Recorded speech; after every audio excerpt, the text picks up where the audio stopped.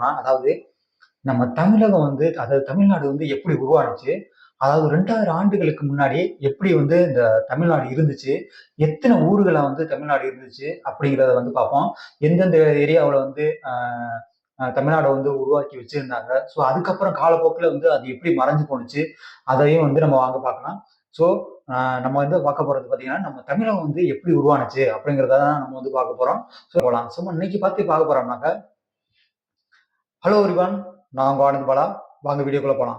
நம்ம இன்னைக்கு எத பத்தி பார்க்க போறோம்னா, அதாவது தமிழ்நாடு பார்த்தீங்கன்னாக்க, ஒரு இந்தியா ஒரு சுதந்திரம் அடையறதுக்கு முன்னாடியே பார்த்தீங்கன்னா, ஒரு ஒரு இதுல வந்து பார்த்தீங்கன்னா, தமிழ்நாடோட வரலாறு பார்த்தீங்கன்னு வச்சுக்கோங்களேன். இதுக்கு முன்னாடி சுதந்திரம் அடையறதுக்கு முன்னாடி அத வந்து பார்த்தீங்கன்னா, அது சங்க காலங்கள்ம்பாங்க. சங்க காலத்துல வந்து பார்த்தீங்கன்னாக்க, 5 பிரிவுகளா வந்து அதாவது பிரிச்சு வச்சிருந்திருக்காங்க. இத பிரிச்சதுல பார்த்தீங்கன்னா, குறிஞ்சி, முல்லை, அ மருதகம், பாலை இந்த மாரி வந்து அ அ பிரிச்சு வச்சிருந்திருக்காங்க. இதுல பிரிச்சதுல வந்து பாத்தீங்கன்னா, அப்ப ஆண்ட மன்னர்கள் யார் யாருனாக்க, சேர, சோழ, பாண்டியர்கள். இவர்கள் தான் வந்து இந்த தமிழ்நாட்ட வந்து ஆண்டிருக்காங்க. ஆண்டபோது பாத்தீங்கன்னா இவங்க அந்த டயத்துல வந்து எல்லைகள்லாம் கிடையாதாம். ஏன் எல்லைகள் கிடையாதுன்னு பாத்தீங்கன்னாக்க, அப்போதைக்கு வந்து இருந்த மன்னர்கள்லாம் வந்து அவங்கவங்க அதாவது எங்க போர் பண்றாங்களோ, அந்த அளவுக்கு மட்டும் வந்து அவங்கவங்களோட இடம் வந்து அதாவது அந்த எல்லைகள வந்து வச்சிருந்திருக்காங்க. யார் எங்க போய் போரிட்டு அங்க போரிட்டு வந்து வெற்றி பெற்றாங்கனாக்கா, அந்த இடத்த வந்து இவங்க எடுத்துக்கிற மாரியும், இந்த மாரி தான் வந்து அந்த காலகட்டத்துல வந்து தமிழகம் வந்து இருந்திருக்கு அப்படிங்கிறாங்க. இதுதான் வந்து அந்த காலத்துல வந்து பல படையெடுப்புகள் நடந்து, இந்த மாரி நடந்து தான் வந்து தமிழகம் வந்து பல பகுதிகளா இருந்தத வந்து சுருக்கியிருக்காங்க அப்படிங்கிறாங்க. முன்னாடி பார்த்தீங்கன்னா, அதாவது ராஜராஜ காலத்துல பார்த்தீங்கன்னாக்கா, அவர் இருந்த காலத்துல அ நம்ம தமிழ்நாடு, கேரளா, ஆந்திரா, கர்நாடகா, ஒடிசா இந்த மாரி காவிரி ஆற்றுல வந்து அந்த படையில் உள்ள அந்த நிலப்பரப்புகள எல்லாமே வந்து அதாவது ராஜராஜ சோழன் வந்து அவர் வந்து எல்லாத்தையும் பிடிச்சு வச்சிருந்திருக்காங்க.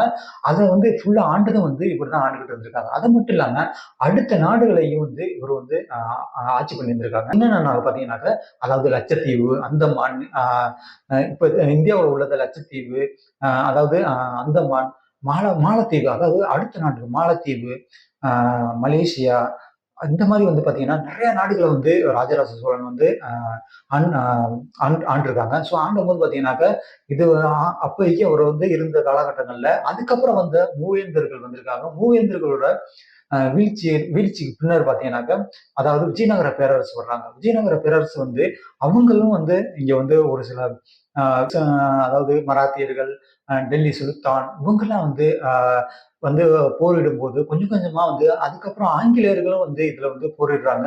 போரிட்டு கொஞ்சம் கொஞ்சமா அந்த நிலங்கள்லாம் குறைஞ்சு குறைஞ்சு தமிழகம் வந்து ரொம்ப சின்ன இடம். எப்பவும் உள்ள மாரியே வந்து அதாவது சின்ன இடமா வந்து மாறி இருந்திருக்கு.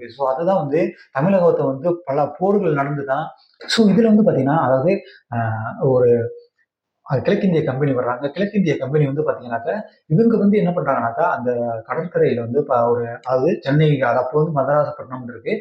மதராசப்பட்டினம்னு இருக்கும்போது பாத்தீங்கன்னாக்கா, அங்க ஒரு ஒரு மீனவ கிராமத்த உருவாக்குறாங்க. அது எப்படின்னாக்க, மீனவ கிராமத்த வந்து பாத்தீங்கன்னாக்க, ஒரு விஜயநகர பேரரசு அவங்களுக்கு கீழ்ப்பட்ட உள்ள ஒரு அ வெங்கடவப்பா அப்படிங்கிற ஒருத்தவங்க மூலியமாக அந்த இடத்த வந்து பாத்தீங்கன்னாக்கா, மொத்தமா அவங்க ஒரு மீனவ கிராமமா வச்சிருக்காங்க. அந்த டயத்துல 1639ஆம் ஆண்டு வந்து பாத்தீங்கன்னா, ஆகஸ்ட் 22 அந்த இடத்த வந்து வர்த்தக மையமா வந்து மாத்துறாங்க. அதாவது அது வந்து கடல் பரப்புல இருக்க கடல் பக்கத்துல இருக்கனால வந்து அதுல வர்த்தக மையமா வந்து அந்த இடத்த வந்து உருவாக்குறாங்க.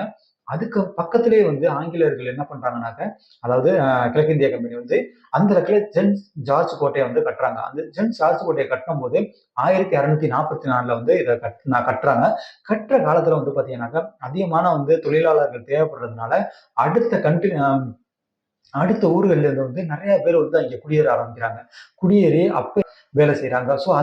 அந்த காலகட்டத்துல அப்ப கிழக்கிந்திய கம்பெனி என்ன பண்றாங்கன்னாக்கா, அதிகமான ஹாஸ்பிட்டலு, ஸ்கூலு இந்த மாரி நிறைய வந்து கட்டி அவங்களுக்கு எல்லாருக்கும் தேவைப்படுற அளவுக்கு அவங்களுக்கு வந்து இடத்தெல்லாம் அமைச்சு குடுக்குறாங்க. அது இல்லாம அதுக்கு பக்கத்திலேயே பார்த்தீங்கன்னாக்க, 1500 பேருக்கு மேல வந்து அதாவது இருந்தது. அதுக்கப்புறம் 15,000 பேருக்கு மேல அங்கே அதிகமா வர ஆரம்பிச்சதுனால, அவங்களுக்கு வந்து என்ன பண்றாங்கன்னாக்க, தனியா வந்து ஒரு குவார்டர்ஸ்லாம் கட்ட ஆரம்பிச்சுட்டாங்க. இந்த குவார்டர்ஸ் வந்து பார்த்தீங்கன்னாக்க, அதாவது 1940ல வந்து இந்த சார்ஜ் டவுன் அப்படிங்கிற வந்து இதுல வந்து கட்டுறாங்க. இந்த டவுன்ல பாத்தீங்கன்னா அது பக்கத்திலேயே இவங்களுக்கு தனியா, அதாவது கிழக்கிந்திய கம்பெனிகளுக்கு தனியா ஒரு ஏரியாவும், இவங்களுக்கு தனியா ஒரு ஏரியாவும் வந்து கட்டுறாங்க. அதாவது இந்தியர்கள் வாழ்ற இடத்த வந்து பாத்தீங்கன்னா பிளாக் டவுன் அப்படிங்கிற மாதிரியும் அதுக்கு பேர் வந்து வச்சிருந்திருக்காங்க. இது வைக்கும்போது பாத்தீங்கன்னா சில மன்னர்கள்லாம் வந்து மன்னர்கள்ட்ட போய் இவங்க வந்து கிழக்கிந்திய கம்பெனி பேசுறது, அவங்களுக்கு வந்து நெருக்கமா இருக்கிற மாதிரி பண்ணிக்கிறது, இந்த மாதிரி பண்ணி பண்ணி இவங்க வந்து அதிகமா வந்து ஸோ அந்த காலகட்டத்துல இதுல வந்து கொஞ்சம் கொஞ்சமா அவங்க ஒரு ஒரு சில கட்டுப்பாடுகளை எல்லாம் கொண்டாந்து, அதுக்கப்புறம் என்ன பண்ணாங்கன்னாக்கா 3 கட்டமா வந்து ஒரு போர் நடக்குது. இந்த கிழக்கிந்திய கம்பெனி நடத்துறாங்க. நடத்தி அப்போதைக்கு பார்த்தீங்கன்னா 1744 டு 1763ல பார்த்தீங்கன்னா 3 கட்டமா அவங்கள்ட்ட வந்து போர் நடக்குது. இதுல வந்து அதாவது மராத்திய போர் இந்த மாதிரி வந்து நிறைய போர்களை நடத்தி இதுல வந்து பாத்தீங்கன்னா 1757ல வந்து பாத்தீங்கன்னாக்க பேட்லாக் த பாஸ் அப்படிங்கிற ஒரு வார் நடக்குது. அதுக்கப்புறம் பாத்தீங்கன்னா இன்னொரு போர் பாத்தீங்கன்னா 1764ல வந்து பாத்தீங்கன்னா பேட்லாக் த பிக்சர் அப்படிங்கிற ஒரு வார் நடக்குது. அதுக்கப்புறம் பாத்தீங்கன்னா 1767ல அது அதாவது 1767 டு 1799, அதாவது 99 வரை பாத்தீங்கன்னாக்கா ஆங்கிலோ மைசூர் போர் நடக்குது. ஸோ அதுக்கப்புறம் பாத்தீங்கன்னா 1775ல வந்து பாத்தீங்கன்னாக்கா அதுல இருந்து 1818 வரை மதராஸ் வார் நடக்குது. இந்த வார்ல நடந்த 3 கட்டமா நடந்து முடியும் போது பாத்தீங்கன்னா கிழக்கிந்திய கம்பெனி வந்து முழுமையா வந்து இந்தியாவை வந்து கைப்பற்றிருக்காங்க. கைப்பற்றிட்டு அதுக்கப்புறம் வந்து அவங்க 1805 வரை மெத்ராஸ், பாம்பே இந்த மாதிரி வந்து அதை வந்து பிரசிடென்சியா வந்து மாத்துறாங்க. அதாவது மதராசி பிரசிடென்சி, பாம்பே பிரசிடென்சி இந்த மாதிரி வந்து ரெண்டு மூணு பிரசிடென்சியை வந்து உருவாக்கி அவங்க ஒரு தனித்தனி மாகாணமா வச்சு ஆட்சி பண்ண ஆரம்பிச்சாங்க. பண்ணிட்டு இருக்கும்போது 1664ல வந்து உருவாக்கப்பட்ட மெட்ராஸ் பிரசிடென்சி, அதுல இருந்து என்னென்ன நாடுகள் இருக்குன்னு பாத்தீங்கன்னா மாநிலங்கள், அதாவது தமிழ்நாடு இருக்கு, கேரளா இருக்கு, ஆந்திரா இருக்கு, கன்னடா இருக்கு. இந்த மாதிரி உள்ள எல்லாத்தையும் வந்து அதுல வந்து வச்சிருக்காங்க. அதாவது மதராசி பிரசிடென்சில 84ல பாத்தீங்கன்னா அதாவது மெட்ராசி பிரசிடென்சி அதுல வந்து பாத்தீங்கன்னா மொத்த ஸ்கொயர் கிலோமீட்டர் பாத்தீங்கன்னா எவ்வளவு இருக்குன்னாக்க, அதாவது 1,97,000 கிலோமீட்டர் வந்து பாத்தீங்கன்னா ஸ்கொயர் கிலோமீட்டர் இது வந்து சுற்றுலா இருந்திருக்கு. அதுக்கப்புறம் இந்த கிழக்கிந்திய கம்பெனிக்கும் வந்து அதாவது தொழிலாளர்களுக்கும் வந்து புரட்சி ஏற்படுது. அதாவது அததான் சிப்பாய் கழகங்கிறாங்க. 1857ல வந்து சிப்பாய் கழகம் ஏற்படுறாங்க. அதாவது இந்த பன்றிகளை வச்சு அதுல இருந்து தோட்டாக்களை உருவாக்குறது, அது இல்லாம அவங்களுக்கு சம்பள குறைபாடை கொடுக்கறதுனால இந்த கிழக்கிந்திய கம்பெனி, அதாவது இந்த சிப்பாய் கழகம் அதிகமா இருக்குது. இதனால இந்த கிழக்கிந்திய கம்பெனி பாத்தீங்கன்னாக்க வீழ்ச்சியை கண்டது. இதனால வந்து அந்த அவங்களோட ஒரு சில இதுல வந்து அதிகமா வந்து அவங்களோட வீழ்ச்சி குறைய குறைய குறைய அதுக்கப்புறம் வந்து பாத்தீங்கன்னாக்கா 1858ல வந்து கிழக்கிந்திய ஆட்சிக்கு வந்து அவங்களோட முடிவு கட்டுறாங்க. அதுக்கப்புறம் இந்தியா வந்து இதுக்கப்புறம் வந்து பாத்தீங்கன்னா பிரிட்டிஷ் வர்றாங்க. பிரிட்டிஷ் ஆட்சி வந்து மறுபடியும் வர்றது. இதுல வந்து பாத்தீங்கன்னா பிரிட்டிஷ் ஆட்சியில வந்து பல்வேறு தரப்பட்ட மொழி வாரியாக வந்து பிரிக்கணும் அப்படிங்கிற மாதிரி அந்த டயத்துல வந்து அது டைரக்டா வந்து பிரிட்டிஷ் கண்ட்ரோல், அதாவது பிரிட்டிஷ் கண்ட்ரோல்ல வந்தது. அதுக்கப்புறம் வந்து இவங்க அப்ப இருந்த இந்தியாவில் வந்து பாத்தீங்கன்னாக்கா எல்லா மாநிலத்தில இருந்து ஒரு பொருளா வந்து எல்லாத்தையும் மொழி வாரியா வந்து பிரிக்கணும் அப்படிங்கிற மாதிரியே வந்து அந்த இடத்துல சொல்றாங்க. இதுல முதலா மாநிலம் எதுனாக்கா ஒடிசா. அதாவது 1935ல வந்து தனி மாநிலமாக இதை வந்து பிரிச்சாங்க. அதாவது ஸ்ரீராமுல்லா அப்படிங்கிற ஒரு ஆந்திராவில் பாத்தீங்கன்னா இதுக்கே உண்ணாவிரதம் இருந்தே வந்து இறந்தே போயிட்டாங்க. அதுக்கப்புறம் தான் வந்து 1953ல வந்து அக்டோபர் 1ஆம் தேதி ஆந்திரா வந்து பாத்தீங்கன்னா இந்தியாவோடதே முதல் மொழிவாரி வாரியம் வந்து மாநிலமா பிரிச்சாங்க. பிரிச்சுட்டு அதுக்கப்புறம் பாத்தீங்கன்னாக்கா இது அப்புறம் என்ன பண்றாங்கன்னாக்கா அவங்க சென்னையை வந்து எங்களுக்கு பாத்தீங்கன்னாக்கா சென்னை வந்து வேணும் அப்படிங்கிற மாதிரி அவங்க கேட்குறாங்க. அதை வந்து தலைநகரா மாத்தணும், எங்களோட ஆந்திராவோட தலைநகரா சென்னையை மாத்தணும் அப்படிங்கிற மாதிரி வந்து நேருக்கு வந்து அதாவது அப்போட மத்திய கவர்மெண்ட்டுக்கு வந்து அழுத்தம் கொடுக்குறாங்க. இதனால பல போராட்டங்கள் நடக்குது. ஆனா ஃபைனலா வந்து நேரு என்ன சொல்றாங்கன்னாக்க இல்ல இதை கொடுக்க முடியாது அப்படிங்கிற மாதிரியே வந்து அதை சொல்லிடுறாங்க.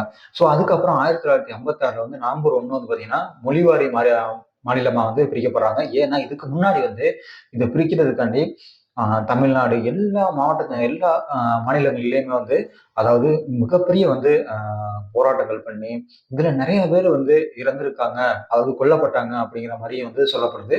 ஸோ இது வந்து 14 ஸ்டேட்டுகளா வந்து 8 யூனியன் பிரதேசங்களா வந்து இதை வந்து பிரிச்சிருக்காங்க. ஸோ இது மட்டும் இல்லாம வந்து இது வந்து தமிழ்நாடு மட்டும்தான் வந்து இதுல வந்து மத்த எல்லாத்தையும் பிரிச்சுட்டு பர்ட்டிகுலரா வந்து இந்த தமிழ்நாடை மட்டும் வந்து பிரிக்கவே இல்லை. ஏன்னா இந்த மதராசி பிரசிடென்சிங்கிறத வந்து அப்படியே வந்து வச்சுட்டாங்க. ஸோ இதனால வந்து பாத்தீங்கன்னா தமிழ்நாடு வந்து அப்போதைக்கு அந்த இதை பிரிக்காம வச்சிருந்திருக்காங்க.